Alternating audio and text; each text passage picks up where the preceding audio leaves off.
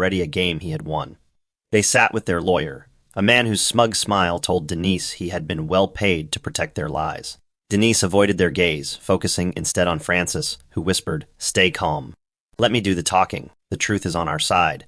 As the judge called the case, Marilyn leaned across the aisle, her voice low and poisonous. "You should have stayed in your corner, Denise. Now I'll destroy you in front of everyone." Denise stiffened, her lips tightening, but she didn't reply. Instead, she closed her eyes briefly, remembering Marshall's words in the study. "You are mine, my daughter, my pride." When she opened them, her fear had shifted into something firmer, determination. As the lawyers presented their opening arguments, the courtroom was divided between those who believed Marilyn's wealth would crush Denise and those who admired the young woman's courage. The tension in the air was thick, but for the first time, Denise no longer felt like a shadow. She was standing in the open, ready to fight for her name. The courtroom brimmed with tension as Marilyn's lawyer rose confidently, presenting the fraudulent will with the flourish of a man certain of his victory. He held it high, his voice booming. "Your Honor, this document clearly names Madame Marilyn Ellington and her children as the rightful heirs to the estate of the late Marshall Ellington." It was signed, sealed, and witnessed.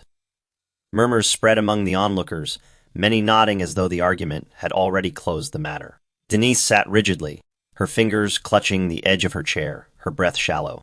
She wanted to shout that it was a lie, that her father would never have abandoned her. But Francis touched her arm gently. "Patience," he whispered. "Let them speak. Truth doesn't need haste, it needs proof." Across the aisle, Marilyn sat composed, her chin lifted, her lips curved in a faint smirk. Marion leaned back, arms folded arrogantly, while Philip tapped his fingers on the desk as if already bored by what he believed to be a predictable win. When Francis rose, the tone in the room shifted. He didn't rush, but walked calmly to the center, unfolding the authentic will in his hands. "Your Honor," he began, his voice steady but commanding, "there is another document, one that carries not just a seal, but the undeniable truth of a dying man's final words." He held up the aged parchment, its edges yellow, but its writing bold. The spectators leaned forward, whispers rippling through the room. Marilyn's face twitched, a small crack in her mask of composure. "This," Francis continued,